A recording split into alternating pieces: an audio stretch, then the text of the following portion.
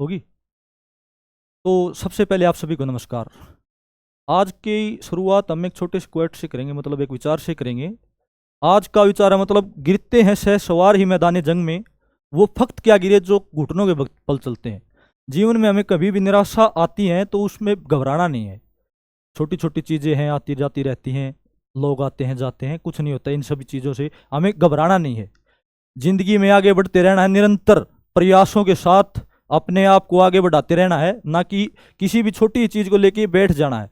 तो हम आज के लिए हम इतना करेंगे। आज हम एक ओम्बड्समैन, एक वो वर्ड है उसको मतलब पूरा खोल के बात करेंगे। ये मतलब पॉलिटी का है, हमारी इंडियन पॉलिटी में है, पब्लिक एडमिनिस्ट्रेशन में है, मतलब विदेशों में कैसे चला ये, और फिर भारत में इसका क्या रूप है, भारत में इसकी क्या उपयोगिताएं हैं, उसके बारे में हम जिक्र करेंगे। इसकी नियुक्ति कब हुई, इसके कार्य क्या हैं, मतलब इसकी नियुक्ति कौन करता है, इसकी आवश्यकता क्यों पड़ी, इसके कार्य क्या है, इसके ऊपर हम मैन फोकस करेंगे। तो ओम्बड्समैन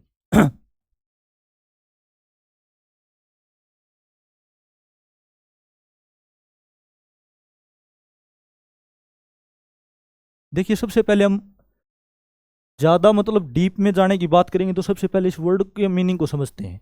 ये आप इतना वर्ड लीजिए, इसको ओम बर्ड्स या यहीं तक लेते हैं तो इसका मतलब ये स्वीडिश भाषा का वर्ड है। ये स्वीडिश भाषा का वर्ड है, स्वीडिश लैंग्वेज का वर्ड है। ओम बर्ड्स का मतलब होता है किसी भी ब्यूरो या फिर किसी भी संस्था का प्राधिकारी, उच्चतर प्राधिकारी, किसी भी संस्था का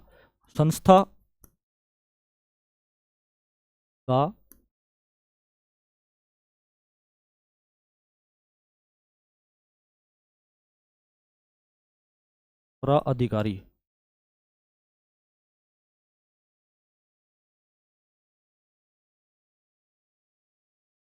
किसी भी संस्था का मतलब उच्चतर प्राधिकारी।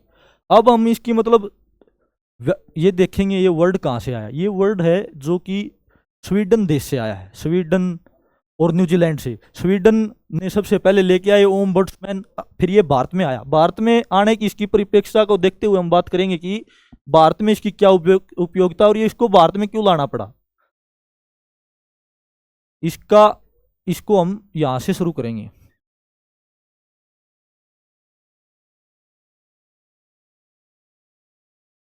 इसके इसके विदेशी परिप्रेक्ष्य को देखते हैं पहले तो। विदेश परिदृश्य, विदेश परिदृश्य, फिर भारत में इसको क्यों लाना पड़ा। भारत के लिए, भारत में इसकी आवश्यकता कर सकते हैं हम।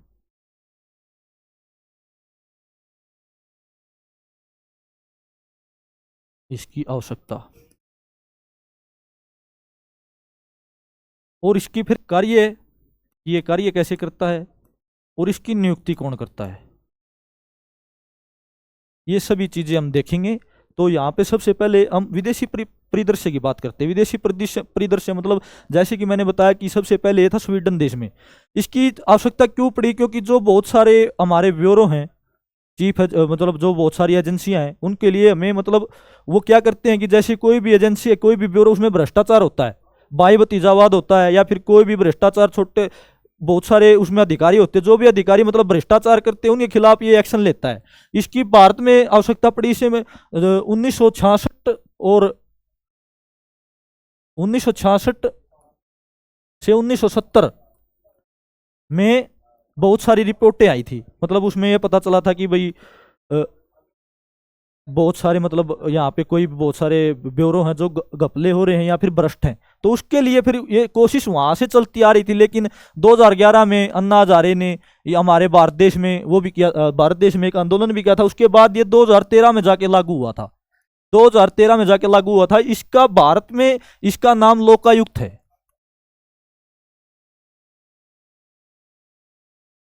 लोकायुक्त और लोकपाल।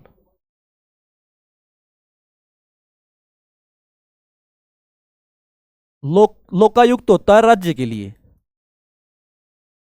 और ये लोकपाल होता है, ये होता है केंद्र के लिए। लोकपाल केंद्र के लिए और लोकायुक्त राज्य के लिए। जो लोकपाल होता है ये करता है केंद्र सरकार और उससे जुड़े जुड़े हुए ब्यूरो की जांच, उसमें कोई भी भ्रष्ट व्यक्ति है तो उसके ऊपर कार्रवाई करता है, मतलब उसके ऊपर कार्रवाई करता है और उसको भ्रष्ट होने से रोकता है। और जो लोकायुक्त होता है ये राज्य स्तर का संगठन, मतलब राज्य स्तर पर होता है, जो राज्य स्तर के अधिकारियों के ऊपर, कर्मचारियों के ऊपर नजर रखता है। और जो लोकायुक्त होता है ये सेंट्रल लेवल के अधिकारियों के लिए वो करता है, उनका ऊपर मतलब निगरानी रखता है। तो हम इसकी मतलब विदेशी परिदृश्य हमने देख लिया, स्वीडन में आया था, वहां पर भ्रष्ट थे सब, तो वहां से हमने ये इसको विदेशी ओम्बड्समैन को लोकायुक्त और लोकपाल के नाम से लिया है। ये जो ओम्बड्समैन था ये स्वीडन और न्यूजीलैंड के लिए था, भारत में ये लोकायुक्त और लोकपाल के नाम से आया है। तो फिर बात करते हैं भारत में इसकी आवश्यकता क्यों पड़ी। भारत में देखिए आप सभी को पता है कि भारत एक लोकतांत्रिक देश है, भारत एक लोकतांत्रिक देश है। और लोकतांत्रिक देश की हम बात करें तो लोकतंत्र में क्या होता है कि सभी लोगों को बराबर का हक, सामाजिक रूप से आर्थिक रूप से बराबर लेके चलने का हक होता है। तो मतलब ये जो कुछ मतलब गुण बोलते हैं, किसी भी व्यक्ति के गुण होते हैं या फिर किसी कुछ भी मतलब, तो भारत देश के जो गुण हैं वो गुण लोकतंत्र है। और लोकतंत्र के गुण क्या होते हैं, एक तो होता है कल्याणकारी राज्य,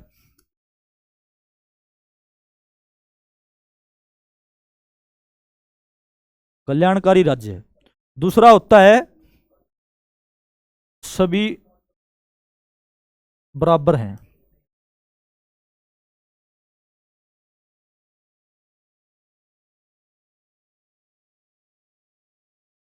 आर्थिक रूप से भी और सामाजिक रूप से भी।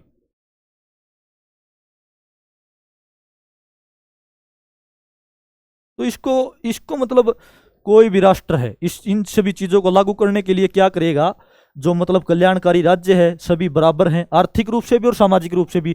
देखिए हम कुछ भी कर सकते हैं, मतलब सरकार कुछ भी बोल सकती है, मतलब कोई भी नीति ला सकती है, लेकिन उसको धरातल पर उतारने के लिए जो मेहनत लगती है उसके लिए बहुत सारे लोगों की जरूरत पड़ती है, एक सिस्टम की जरूरत पड़ती है। सिस्टम, एक तंत्र की जरूरत पड़ती है, हिंदी में तंत्र। तो उस तंत्र के निर्माण के लिए हम बात करेंगे, यहां पे कर लेते हैं।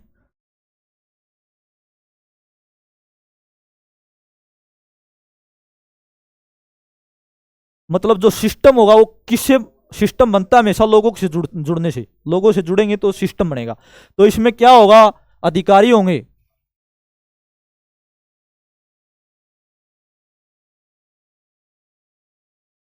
जैसे कि यूपीएससी से भर्ती होते हैं आईएएस, आईपीएस। और हमारे मतलब राज्य स्तर की बात करेंगे तो एसडीएम हो जाएगा। और भी मतलब बहुत सारे जो बड़े अधिकारी, आला अधिकारी होते हैं, उच्च स्तर के अधिकारी होते हैं, उनका मतलब मुख्य रूप से ये भारत में कानूनी व्यवस्था बनाए रखना और हमारे संविधान को उसकी गरिमा बनाए रखना, उसके लिए लोगों में हर प्रकार से बराबरी लेके आना, सामाजिक रूप से और कल्याणकारी नई नई नीतियां लेके आती है, जो सरकार नई नई नीतियां लेके आती है उसको लागू करना। तो ये इसका कार्य है, किसका, मतलब जो सिस्टम है, सिस्टम के बगैर कुछ नहीं हो सकता। इन सभी चीजों को लागू करना तो एक सिस्टम की जरूरत पड़ेगी, और सिस्टम आएगा कहां से, लोगों से, अधिकारियों से, सभी के जुड़ने से, मिलने से सिस्टम बनेगा। तो अब हम बात कर रहे थे लोकपाल की, तो ये सिस्टम हो गया।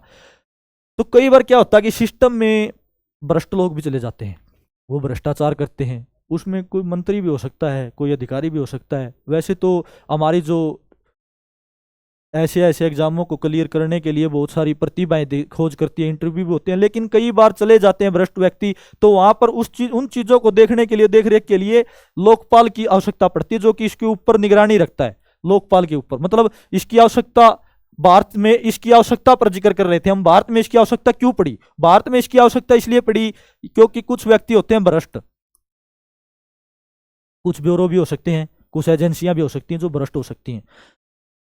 तो उनको रोकने के लिए भ्रष्ट, एक भाई भतीजावाद किसी भी एजेंसी में हो सकता है, किसी भी शिक्षण संस्थान में हो सकता है, कहीं पे भी हो सकता है।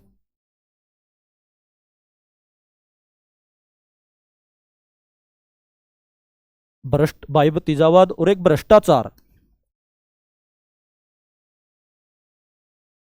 एक बुरा व्यवहार।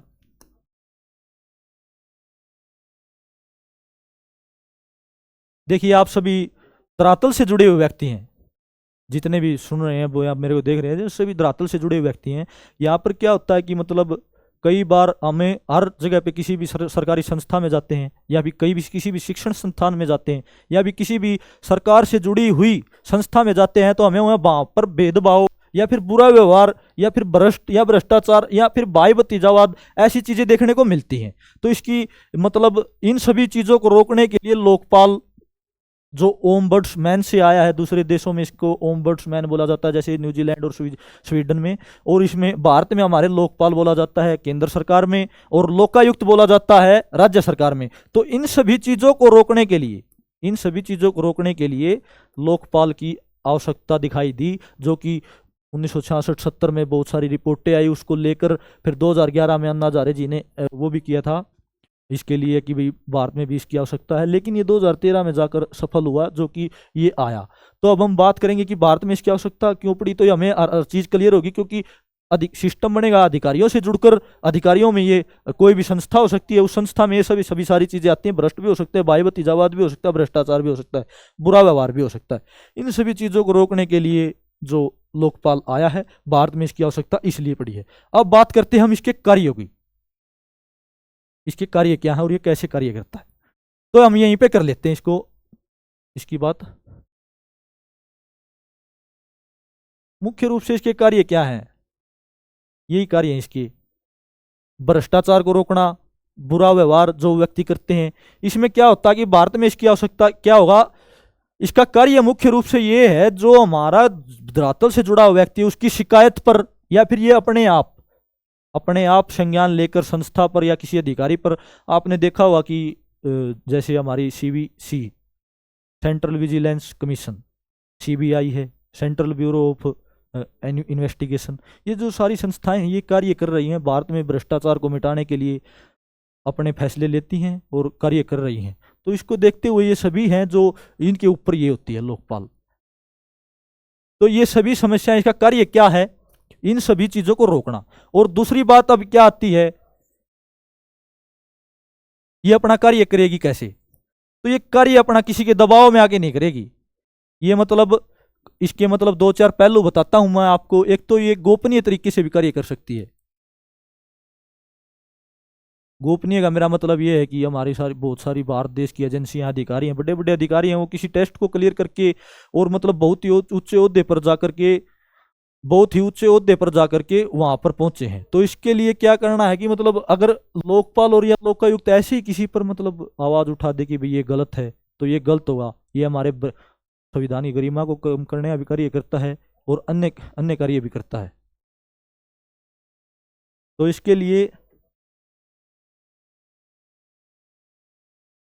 तो हम गोपनीय है, एक तो इसका कार्य, बात कर रहे थे गोपनीयता की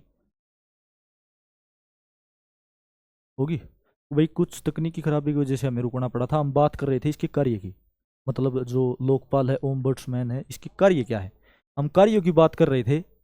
कार्य, हम इसके कार्य करने का तरीका क्या है, एक तो तरीका इसका गोपनीय तरीका है, गोपनीय तरीके से भी ये कार्य कर सकता है, और एक होता है संवैधानिक रूप से भी कार्य करता है। ये सबसे पहला पॉइंट लेंगे हम, संवैधानिक तरीके से भी कार्य करता है, गोपनीयता से कार्य करता है। क्योंकि हमें पता है जो हमारी जो ये हैं संस्थाएं हैं, कोई भी अधिकारी उन पर ऐसे ही मतलब आवाज उठा देना कि ये भ्रष्ट है, जो कि बहुत ही गलत होगा। ये कार्य कैसे करता है, लोगों के लिए है, तो यहाँ पर लोगों की समस्याओं का निवारण करता है। ये समस्याओं का निवारण,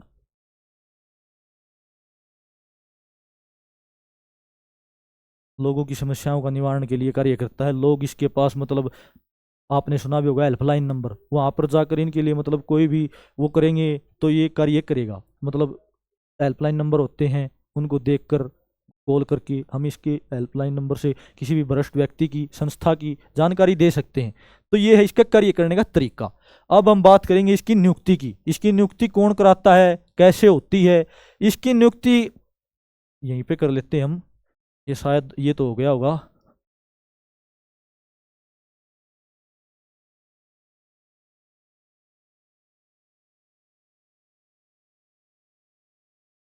ये नियुक्ति और कार्य की बात करेंगे। इसकी नियुक्ति की जाती है राष्ट्रपति के द्वारा।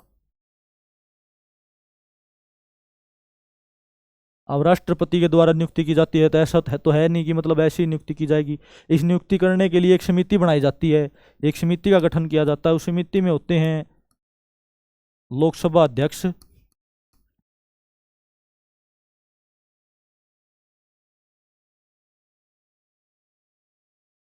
लोकसभा अध्यक्ष होते हैं, पीएम प्रधानमंत्री होते हैं, और एक राज्यसभा के सभापति होते हैं।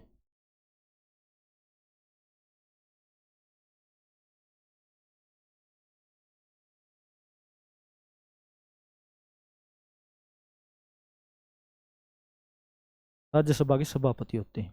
तो इन सभी लोगों की मतलब एक समिति बनती है जो कि नाम सजेस्ट करते हैं, और फिर राष्ट्रपति इसको लोकपाल की नियुक्ति करते हैं। तो ये बातें थी हमारी इससे जुड़ी हुई। और इसके ये लोकपाल, ओम्बुड्समैन मैन,